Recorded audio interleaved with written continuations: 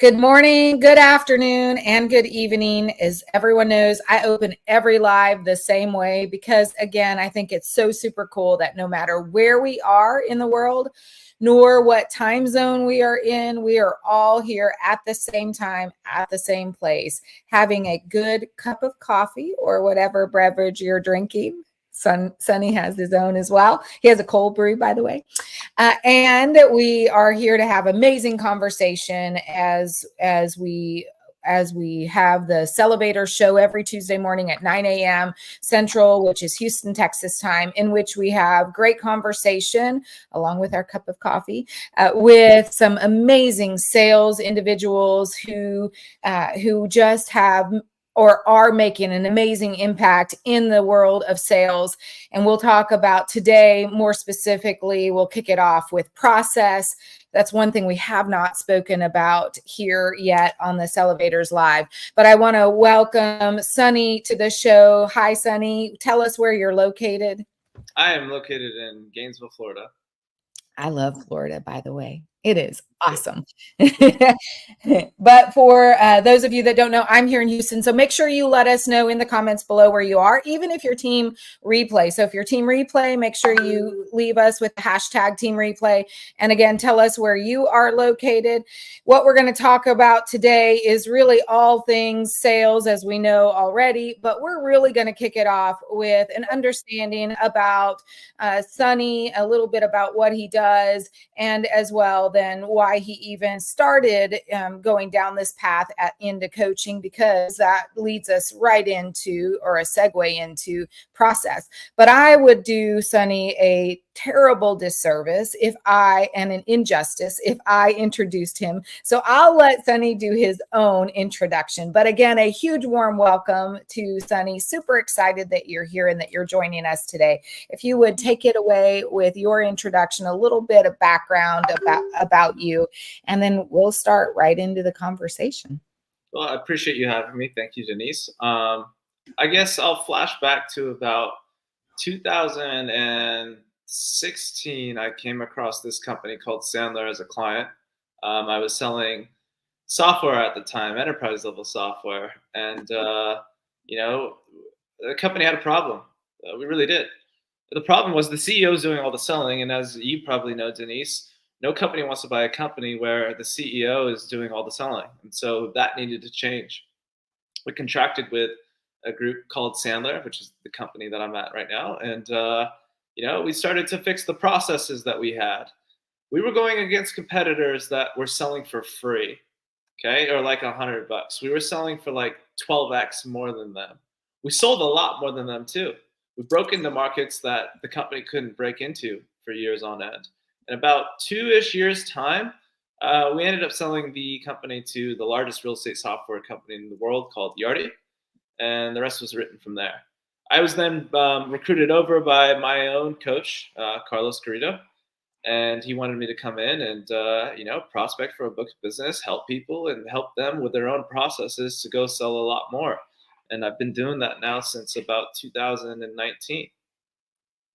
That's awesome. So what do you think? So thank you for that introduction. And I love that who hasn't actually had some Sandler training? There are a million different methodologies. A million's a bit extreme, but there are a lot of different sales methodologies, with Sandler being one of them. I have, like many of us, although I'm kind of old, so I've experienced or gone through even something like selling to veto, which is like way back in the day, right? But selling the veto all the way through to Sandler and the challenge champion, you name it, I've taken it. What I love about Sandler, though, is that complete structure and process. If you think about the challenger methodology, it's a bit different from that because it's more about how to overcome objections, how to put yourself in front of. There is some process, yes, all sales methodologies, but Sandler has some really great, strong methodology or process methodology that I think is phenomenal. Not that we're here to sell Sandler necessarily, but I think the challenge that we're most faced with today is, well, there are a few things, and you tell me what you think, Sonny, but I think there are a few things that we're challenged with. Someone else brought this up. I think Jeff Goldberg in one of the Hey, Corey. Great to have Corey and Mike, by the way. One of the things we're faced with is, as Jeff Goldberg mentioned in last week's episode, is that I don't think we're having enough conversation. Like, I don't think there's enough effective prospecting. Yeah. Lead gen, prospecting, outbounding, inbounding, whatever you want to title it, or whatever part of the process it is. I think we're having that as one challenge. I think the other challenge is that once we get them on there, we don't even know, or once we start to engage, we don't really know how to effectively engage. And then I think the third one is process. Now I don't know that there's an order to any of them, because they're all a challenge. I don't know if one is stronger than the other, but you tell me your thoughts on this, Sonny. I think that with process being what I think one of the key three, what are your thoughts? Well, why don't we start with the first one, lead generation. We're both training salespeople all day, every single day. And I'll just tell you a little story. A client of mine left an enterprise company, went to another enterprise company. And I remember at the time, he had told me, he says, hey, a lot of people here, the mindset isn't really prospecting. A lot of people here just wait for inbound to come in, or they're assigned accounts and they work those. I says, okay, so let me ask you a question. He says, sure. I says, don't you think we're going to be able to have an edge sort of with the process that we have in prospecting and the mindset that we've allocated? He says, yeah, I think so. I'll tell you what, he beat everyone by $1 million that year in target. He was one of the only people that was above quota and beat everyone by $1 million. Like, it's him, rest of the pack, and it was just solely in his ability to go prospect. I really think prospecting is a mindset. Yes, there's some technique, there's some strategy to have, there's process to have, but I really believe that prospecting is the lifeline to any salesperson, right? And I review it as like sort of a bottle of water, right? If we want to hydrate ourselves and live, we need a lot of water, right? But same thing within like sales. If you want to stay hydrated, you got to keep your pipeline full. Otherwise, who cares what great sales process you have if you have no one to go talk to, right? And so you got to drink your water every day, and you got to prospect every single day. It's a mindset. Well, it is the mindset, and it's easy to fall into. I mean, this isn't really fun to share, right? Because I'm sharing something that I failed on, right? And who wants to share their failures, right? But last year, even, life was grand. I mean, pipeline was full, and then I took a break from prospecting. And because I had some projects on hand, I also did a very poor job at that moment. I was struggling with a lot of stuff at the time, and I didn't do as great a job. Poor is a strong word, but I didn't do as great a job as I would like. And my pipeline kind of took a dive. And if I look back, it's not that often that happens. As a salesperson over 30 years, I've had roller coaster rides where I've done really great. And then I've had not so great years where I've done a great job at prospecting. But what I've realized, and as a reminder, is, known prospecting is the lifeblood all the time of, at any given time, you have to have a good pipeline. But even in the moments when you think that you're struggling, or that life is grand, either extreme, you still have to continuously find ways to prospect and build pipeline. Otherwise, at some point, you don't have any pipeline left, or little to none. Right. Agreed. Yeah. Okay, so prospecting. So let's talk about prospecting for a few minutes more. We talk about the inbounding and outbounding. Outbounding has changed significantly. Corey's on here. He loves inbounding, right? We're all working towards inbounding, but we don't always have inbounding right away, right? You have to have some sort of presence. You have to be visible, and you have to have created credibility in order to have more inbound than outbounding leads. So how do you go about, or how do you coach others to effectively outbound, considering that inbounding is what we really want to get to, but outbounding is something we have to do? I look at ROT. Where can we get the highest return on our time prospecting? So we're not having to spend 4 or 5 hours a day to go get X amount of conversations that then lead to 1 or 2 appointments. Right? I think back in 2014, when I started hammering the phones, calling lawyers, I was making about 300 dials a day. And at that time, the connect rate was super high. It was great. Mm-hmm.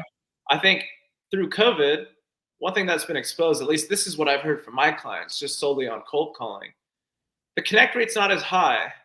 And I think it's because a lot of spam calls come in, or there's just a lot of different filtering that happens. And a lot of people get voicemail as a result of that. I'm not saying that cold calling is dead by any means. I've got a client that makes $50 a day and he'll set 1 to 2 appointments like that. He can do it. But his industry, people answer the phone. So you got to understand the industry that you're in, right? Are you in the type of industry where people are answering the phone? Yeah, I think calls are still great. Emails is another method. Are you sending warm emails to people or cold emails to people? Are you dripping on people? LinkedIn's great. But don't just go pitch slap someone in the LinkedIn inbound message. Try and build a relationship with them in the comment section before you go in and you start to have a conversation with them, right? Veto's another one. In fact, that was actually one of my favorite, where you send a little package to someone, maybe like one of your high tier prospects, right? You connect with them on LinkedIn after. You give them a call. You send them an email. Whatever you can do to have a conversation, but have that mindset of intention if you're going to sell to Veto. Conferences are great.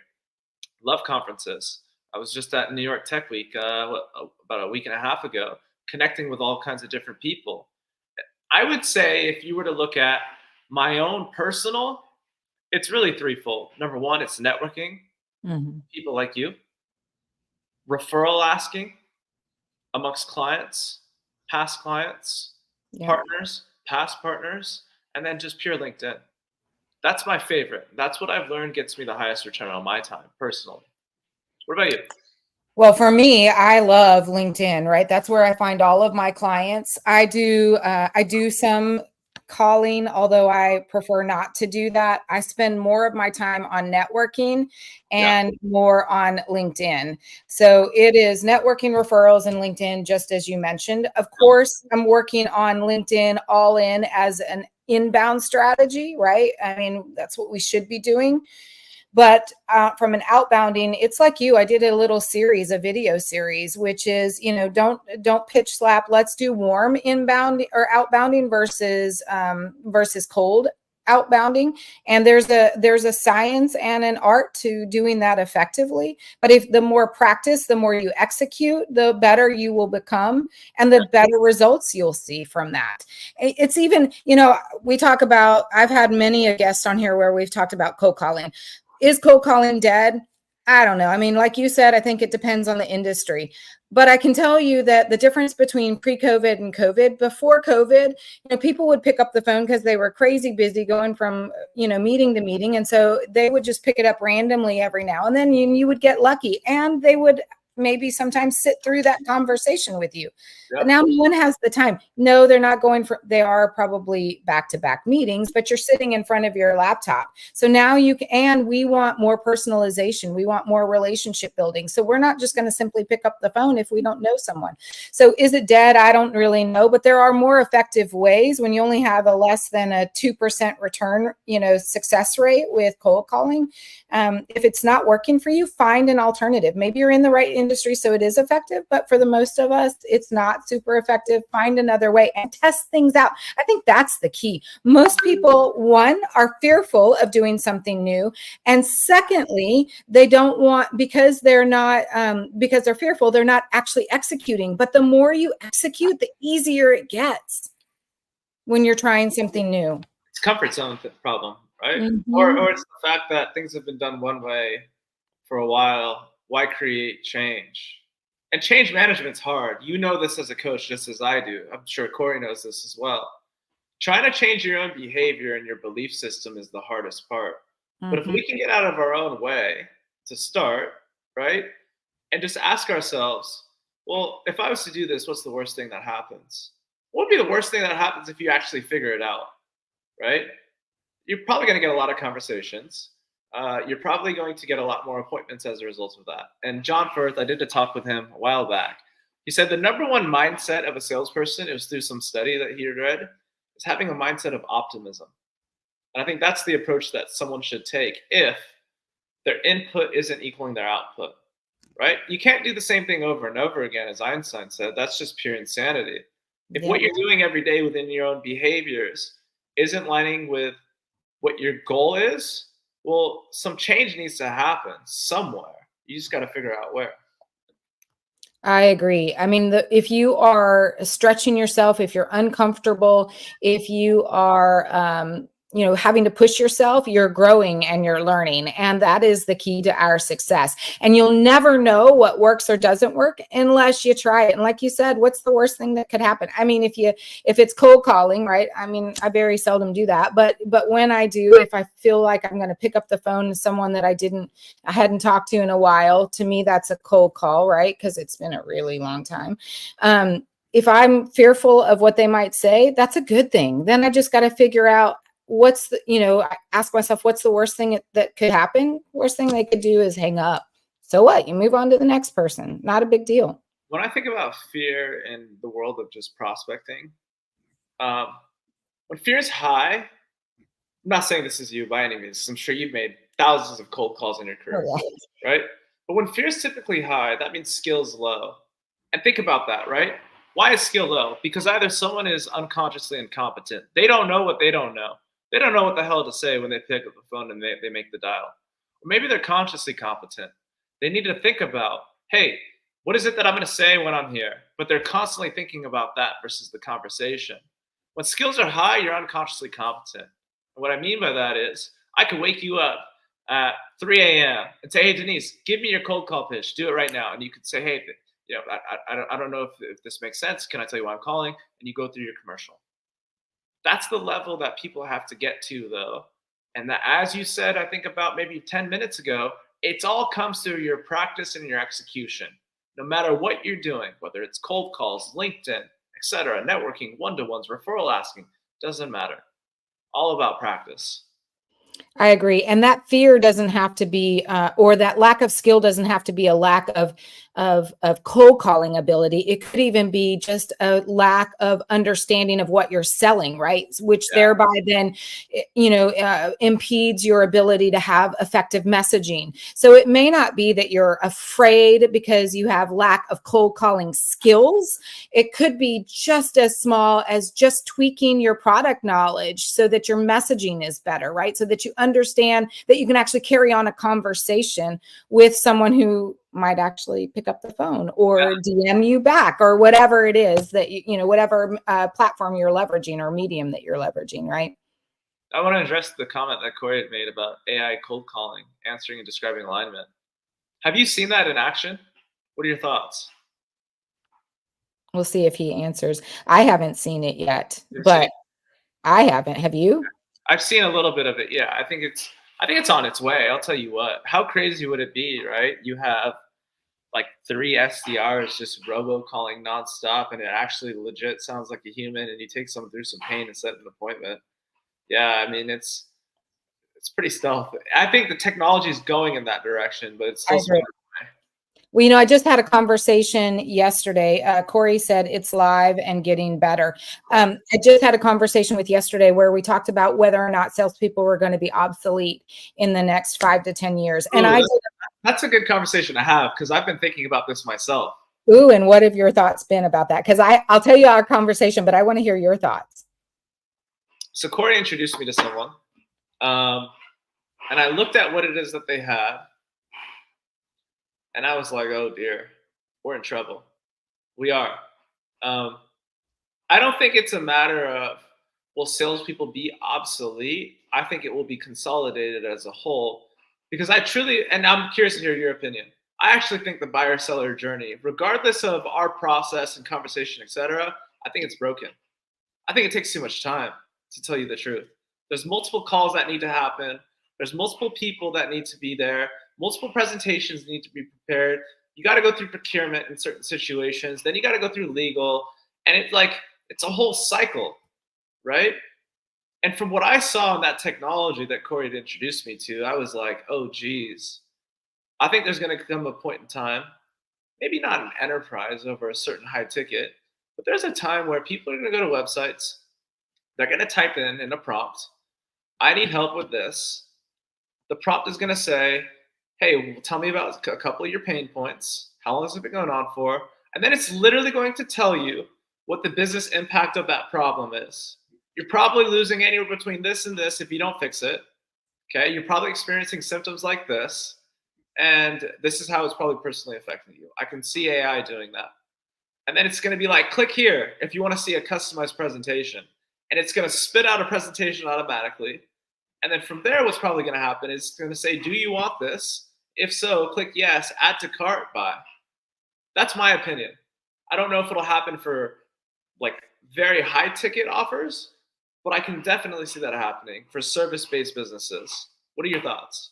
Yeah, so I think that we are going to see, I mean, at the beginning, when I first started down this path and on this journey, I thought there's absolutely no way that AI is going to replace sales. I mean, it just can't happen. But the reality is, as we see AI being continuously improved and enhanced and new technologies even developed and introduced, I think we are going to see the replacement of sales, not the majority, not all of, but a good majority. I think there will be maybe, and I'm throwing a percentage out there. I have no idea whether or not this percentage is accurate, but in my mind, if I think about all the salespeople, it's maybe 1 to 5% of the salespeople that will still remain, and maybe not individual people themselves, but sales in general will go from 100% down to 1 to 5% are human salespeople. The remainder, I think, will be robots. And those humans will be the ones that are working on those high ticket sales, because I do think that the high tickets are still going to require a little bit of, the part of the process that you talked about that's broken. You're still going to have engagement with multiple stakeholders. You're still going to have to do some understanding of what makes them a hero to solve to a problem. You're going to have to talk to procurement. I still think there is a process that is still going to be in place, broken or not, but only for those really high ticket items. I think, as Corey just mentioned, it's human in the loop. I think it'll get to a place where it's when that deal was added to shopping cart and they need a closer. They need someone to just pick up the phone and call them or send them an email that says, hey, I saw you added this to shopping cart. These are your challenges. Why don't we hop on a call to discuss and see if it makes sense for you to move forward? Because they need that vote of confidence from the human. But that doesn't require a team of 20, 50 salespeople right then and there, right? That requires a very narrow team, which will shorten the budgets of a lot of companies. I agree. And Corey says high ticket gets automated first. And, I talk about that all the time. I think there's, and I know Corey does. I know, Sonny, you probably mention it with your clients. I mean, the reality is, if you are not leveraging AI technologies today as part of the sales process, you are not going to be effective nor even viable in the next few years. It is the sales reps, even those that are still remaining out of that, 100 down to whatever that new percentage number is, only those remaining that are leveraging AI will survive. If you're not leveraging AI for efficiency, so you can focus or automation, because we're talking about gets automated, right? Automation is part of a part of the AI umbrella. If you're not leveraging technology for those, so you can focus on high value activities, you're going to be left behind. That's the reality. Let me ask you this question. What are your thoughts on the recording software in AI? The recording as in recording like what we're saying, or for sentiment? Yeah, you add that tool into your sales call, and it's basically using AI to analyze the call and give feedback. What are your thoughts? I think that's amazing. Now, that being said, when it analyzes, it's not 100% accurate yet, right? And I don't know what the accuracy rate will be, whether or not we'll get to a point where I still think you need a human involved in that. But I think it's actually amazing, because when you're sitting there, I don't know about you, Sonny, but sometimes when I'm on a call and it's just a one-on-one call, when you're trying to go through the prospecting playbook, right? And you're having conversation, or you're past the prospecting and you're trying to work a deal, work it through the process, right? There are times when I'm thinking of something else. I'm not always fully present. And so I'm not always listening to everything they say, how they say it, their body gestures. Those are all important factors that if you're not paying attention to throughout the entire process, you might miss something of value. So having a solution that comes back and analyzes for you how the call went, what was said, what the sentiment was, that's freaking amazing for the moments that because the reality is even the best of us are going to have moments where we're not, or we're listening already to, we're paying attention more to something versus the other, and we just miss components, right? I think it's amazing. I think, look, I always appreciate it when clients will send me those calls so I can debrief it with them from a coaching mechanism. My fear is this: what these tools are doing is they're picking up on sort of like, what are the great questions to ask? What is the great process to have? And they're developing the prompting behind that to sort of execute what I talked about a moment ago, to make salespeople kind of obsolete. Think about it, right? They're gathering a bunch of data and a lot of intelligence, and that's what I think is going to go back into that web to click to buy and service. But we'll see if that happens. I think you're right. And that's how we're going to have salespeople be replaced, because it's continuously learning what sales reps are doing, because we're inputting data to get output and they're taking that data in and leveraging it. That's the reality of it, unfortunately. Yeah. I don't know what Corey thinks about that, but I don't think there's any way around it right now at this point. There's not. It's already been started. So let's not get into fear-based who think we're all going to be out of work in the next 3 years. Look, we can control what we can control right now. Exactly. Why don't we move to sales process? What are some challenges that you see in the world of sales process amongst the people that you coach and train? Yeah, I tend to, the thing that I always have to go back to is where I think we're failing is having good conversation. Sales reps are getting happy ears. They're only listening to parts of the conversation, and they're not asking enough questions. Thereby, they're skipping parts within the sales process, whether you use MedPick as a formulation, right, to get you through the process, whether you adopt various different components from other sales methodologies. I think where we're struggling the most is that we're not having enough engaging conversation, and therefore we're skipping steps within the sales process. And that is one of the key reasons, not the only, but when you look at Salesforce.com generated a report from last year in 2023, only 28% of sales reps hit their quotas. I think right now I heard someone say it's right now looking like 25%, so even a small decline. With so few people, it is probably a larger problem with it in relation to organizations and leaders setting unexpected quotas.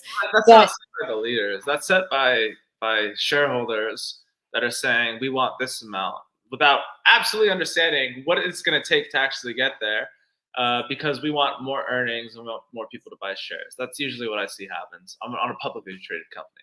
Correct. Although I would say that leaders should take an opportunity, and shareholders should be working together to listen to leaders. I think leaders could do a better job of supporting the sales teams and fighting against, or maybe not fighting, but working more closely with the shareholders. But nonetheless, right? Let's put all that aside. I do think though that the problem is if you take that out of the equation and you look purely at the process and at the sales mistakes that we're making, it is solely around the fact that we're not having enough conversation, and so we're skipping parts of the sales process because we have these happy ears. What do you think? I think there's two types of salespeople. There's one salesperson that just doesn't know what to go do. Right? They've never been taught this. It wasn't taught in school. Maybe they had some ambition to get into sales, or they wanted to become an entrepreneur because they're tired of the work that they were doing, but they've never educated themselves in the world of sales. So there's that I don't know component. And I think the other is sort of what you're mentioning. They're not following the process, whatever process it is that they have, and it's ego that's the enemy, because they think they're smarter than that system or that process, whatever it may be, or they've not learned how to mold that process to themselves and make it them. They're trying to be somebody else in that situation, and it's not coming across the right way with the prospect. And so I think what we should be asking ourselves is, well, how can sellers change their mind? Forget about the process. How can sellers change their mindset first and foremost to go out and sell? And what are some good habits and behaviors they can do to stay within the process? What are your thoughts on that? That's called the reverse. Nice, Denise. Take notes, people. It's called the reverse. Nice. Wow, there's so much to get into that. I think showing up. So number one, get help, right? Regardless, I don't care what it is that you do, create some sort of communication model to go from one step to another step, identifying what are the problems, the challenges that a customer is facing. Are they willing and able to invest? And what's the decision process? That's sort of what I train people on, and how to take someone to a next step. Find a communication model. Don't just throw stuff at the wall and hope that it sticks. Because a lot of what I see people do is lead generation. You go find a lead. They want to talk to you. You take them to an appointment. You do a little bit of needs analysis. You present. You give a lot of free consulting. You send an agreement, and then you find yourself chasing and winning in between 10-20% long sales cycle. That's what I call a buyer-seller dance. If you want to fix that, go find a communication model. It's just what I have, what you have, don't care who. But don't just show up and train and expect you're going to be great at it. It actually requires a lot of practice, a lot of role play, self-role play, group role play, right? A lot of execution, doing things like your pre-call plan before you show up to the meeting, executing on that, debriefing the call. What went right? What went wrong? What did you learn about the prospect?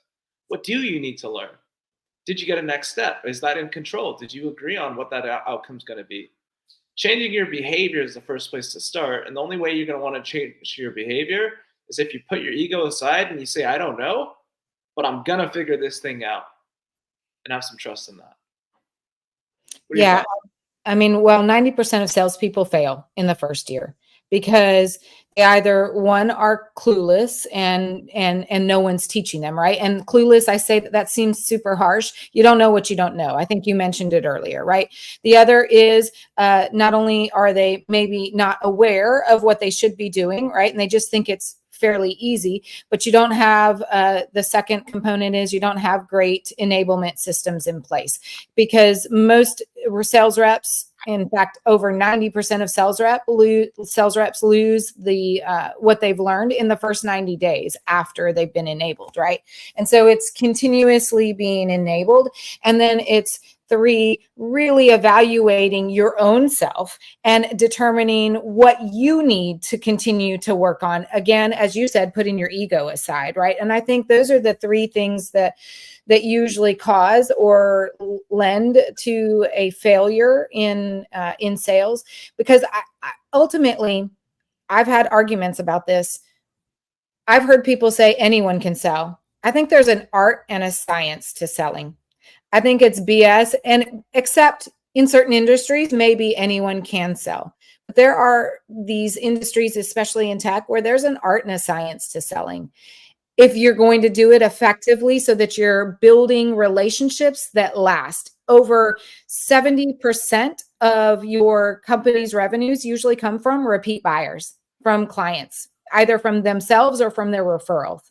And so when we talk about numbers that high, we should be effectively creating this life cycle with your prospects so that they're not just clients, but that they're clients for a lifetime. And I don't think that happens just willy-nilly. I don't think anyone can do that. I think there's an art and a science to that, taking them down the path, right? There's 2 types of education that I see. Education 1 is you say, you know what, I don't know, so I'm gonna go find some place to go get that education and then apply along the way. But I think 90% of people, getting to your point where 90% of people don't do well their first year, have a very expensive education. You want to know what that expensive education is? It's in time loss and deals lost. And usually when I look at the dollars and I analyze that with a client, they're like, oh geez, you mean to say that I probably left about $500,000 plus on the table within the last year? That answer is yes. And what do you think is going to happen if you make no change at all? Great for me, right? Great for me, customers in pain. Not so great for them because they could have just been proactive versus reactive. So you got to ask yourself that question. I'd say the best salespeople are proactive. They realize that when there's a problem, they're going to go see where they can go get help to find and solve that problem, and just leave ego at the door. I think ego is the enemy.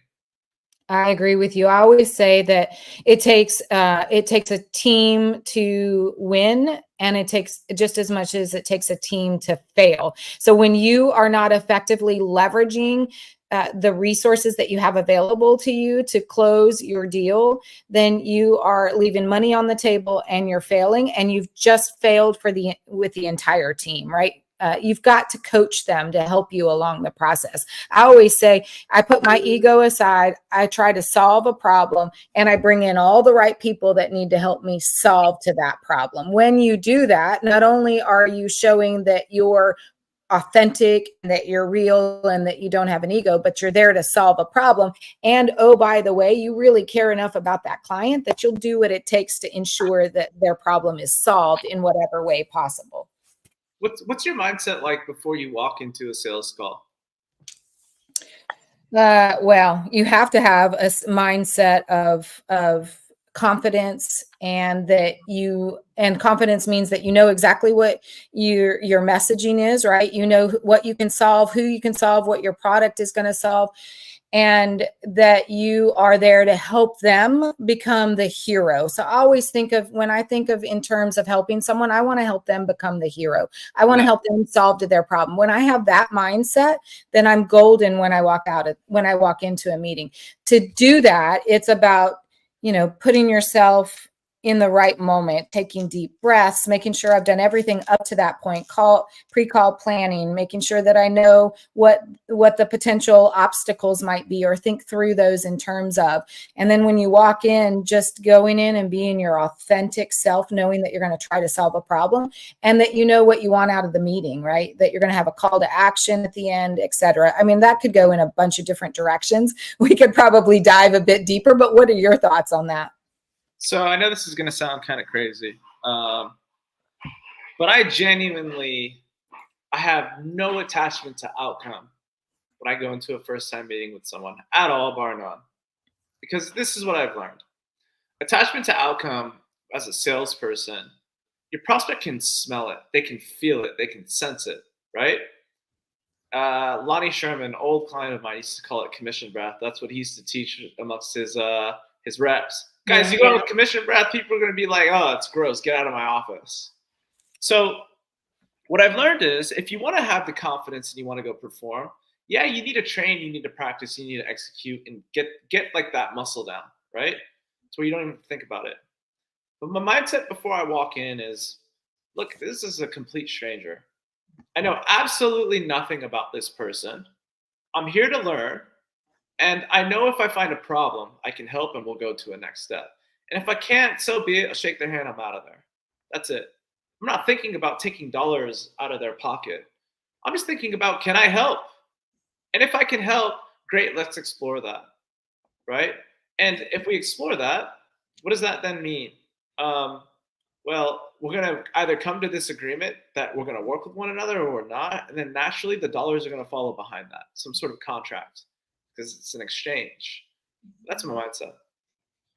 I like that, because that's one of the things that I always teach. I think you have to have an idea of what a next step might be. So that's what when I talk about a call to an action, right? You should always, if you don't, then you'll never get to the next step at all. That being said, I always feel like you have to be your authentic self. You have to recognize when you can't solve a problem. So in terms of going in, trying to uncover what their needs are, maybe you can only solve a portion of it. Maybe you can't solve any of it, but whatever it is, or maybe you can solve all of it, you try to qualify them in or out very quickly for the sake of their time as well as your own. But you do it in a way that is sincere and authentic and really, understanding, and knowing that, look, you want to go in and solve a problem, but if you can't, it's okay too. You walk out and you go to the next person, right? Yeah, I agree with that. I think if we just define the word authentic self for a moment, this is just my opinion, and I'll be curious to understand your opinion. Okay. Whenever you learn a communication model, you can't try and, like, if I'm the trainer and I'm the coach, look, I'm from California, born and raised. That's where I was born and raised. I speak differently than you. Where were you born and raised, Denise? Well, so I was born here in Texas, raised a little bit in Germany, and then back here to Texas. So military family? Yes. Same here. My dad was like German and Bostonian, so a little bit of everything. Very cool. My dad was a Marine. What I learned is this. I speak differently than you do, right? Just like the way we naturally communicate within conversations different. So what I always tell my clients is this: pay attention to the process, not necessarily the words that I use, because the words are nominal. And that just gets into the elements of human communication, your body language, your tonality, Mhm. specific words that you use. And so when I think about authentic self, it's being able to be yourself, but also following the process along the way to see, can you actually help that person? What are Mhm. your thoughts on that? Those two words that you use, authentic self. Yeah, so when I think of authentic self, I think of, you know, when I coach salespeople, most of them have in their minds already what they should be doing, how they should do it, who they should be when they walk in. And that's usually what causes them to not follow the process, be fearful, have happy ears. It's when they are not being their authentic self. To me, being your authentic self in the sales process is really having confidence in yourself so that you exude that. When you do, you're usually much more present. You're not always thinking about the next thing or what you should be doing. You're actually in the present, and you're truly then listening to them. Because I talk about all the time, you've got to be curious, you got to actively listen, thereby you can then be audible ready, right? And that means to really be present. In order to do that, you have to be present, you have to be confident, and you have to be in order to do all of that, you have to be your authentic self. So just like you and I, the way we describe that, the way we communicate, so very different, right? That's what's dynamic and amazing about individuals. And if we can be our authentic selves, we're listening to one another, we're engaging accordingly, and we're getting to whatever the topic is that we're trying to solve to, which here is trying to help salespeople take what we're talking about now and learn just something from this that they can apply to their sales process or their sales methodology, or even just their sales characteristics, which I think are key too, right? Yeah, for sure. I think one thing I always tell people is you sell with your ears and you buy with your mouth. And I Ooh, think that's a writer downer. I think Sell with your ears. that a lot of salespeople think the opposite. I need to sell with my mouth, and so they can buy from me, and let me just pitch them and tell them everything that we need to know. Versus, hey, let me ask some great questions. Let me listen with intent. Now, there's a difference between listening and active listening, and I think there's a fine line that salespeople need to know. Listening is exactly what you're doing right now, right? I'm talking and you're just listening to me. Actively listening is being able to play it back and interpret what the person's saying, right? So if Mhm. I ask you a question and I say, hey, Denise, what'd you do this weekend?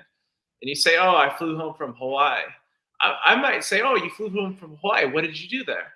To keep that conversation going. What did I do? I summarized what you said, right? But it sounded so natural when I said it.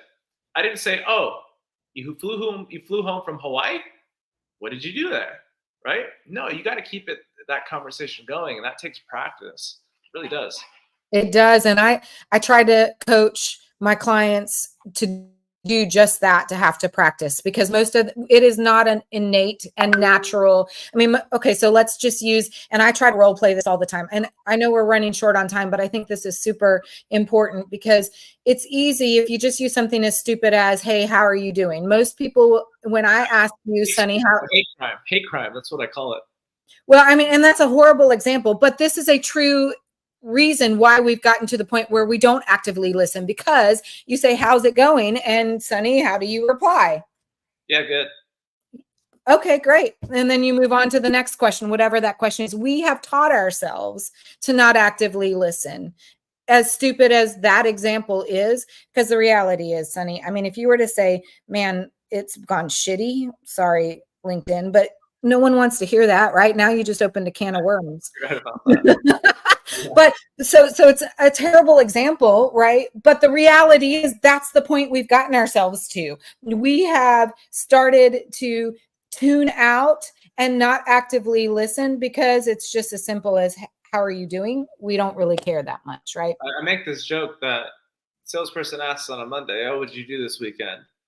Friday they ask, well, what are you going to do this weekend? Tuesday to Thursday they don't know what to ask. So it's how are you today, right? And like people can they know you don't care. You don't know them. You're a complete stranger. Replace that with a connect question. Okay, this is what I love to do. I'll say, hey, before we get started, I looked at your LinkedIn. You started your business 20 years ago. What gave you that inspiration to start it then? that's a different conversation than how are you today, right? Makes you different than the last salesperson that said, hey, what's going on with your weekend, or how are you? So, and Sonny called that a connect question. I call it a connect question, yeah. I love that. All right. Well, we're running out of time, and I want to be respectful of everyone that's joining and tuning in. Do what? What'd you say? So that passed fast. That was like It did. It went really fast. So I want to thank everyone for being for participating today. And I don't know why I'm struggling. It's Tuesday, so I've already had a day to get back into the swing. But I'm super excited that you were here. So I want to appreciate those that were out there. I want to appreciate you for being here. I also want to have you share with everyone how best to connect with you, and maybe one more practical tip or takeaway item. I have a couple written down that I took from you, which is sell with your ears and you buy with your mouth, and also the connect. I like that you call it a connect question versus just a question, right? A personalized question. So I love that. So maybe if you've got any more quick little tidbit that you'd like to share, and then how we might be able to connect with you or engage with you. The connection and engagement is right below 1L though, just Sondeep Purewal 1L. Oh, sorry, that was me. No problem at all. All good. One last tip. If you want to take your game to the next level, it's really about building a mindset of conviction and confidence. I think we both hit on that today, right? And how do you get there? I don't think someone like you or me can instill that in someone. I can tell you, hey, go be confident. And you're gonna be like, oh, I don't really know how to do that. I think confidence comes from repetition, doing something over and over and over and over again until it becomes second nature. So my answer to you, Denise, practice harder. That would be my insight to the rest of everybody here. Practice, practice. All right. So we have sell with your ears and you buy with your mouth. The connect question. I love that terminology. And practice. It is all about executing and practicing. And then it just starts to become more natural. So I want to thank everyone for being here. I look forward to having everyone here next week. As a reminder, the Sellovatorz Show is every Tuesday morning, unless I take a vacation, every Tuesday morning at 9 a.m. Central. That's Houston, Texas time, where we talk about all things sales. I'm super honored and excited that Sonny joined us. And I do apologize that I spelled his name with 2 L's. I know that it's only 1 L. I mean, it's a million times that I've written your name with all the stuff we've been doing, which, by the way, if you want to have some conversation about how you as an organization can excel in your sales, either you need to build a sales team or you've got sales processes in place and you're not doing as well as you would like, reach out to Sonny, myself, and Corey, and we can have some conversation about that. Otherwise, again, see you guys here next week. Have a wonderful rest of your week. And I'm here not tomorrow for Caff-AI Chats, because I do have another meeting that I have to do tomorrow, but I am here again on Friday for Coffees with Denise. So look forward to seeing everyone here. Hope you have a great rest of your day. And I'm going to take us out with some music because I am learning to do this so it's not so awkward. There we go. Okay, now I'm going to end the stream.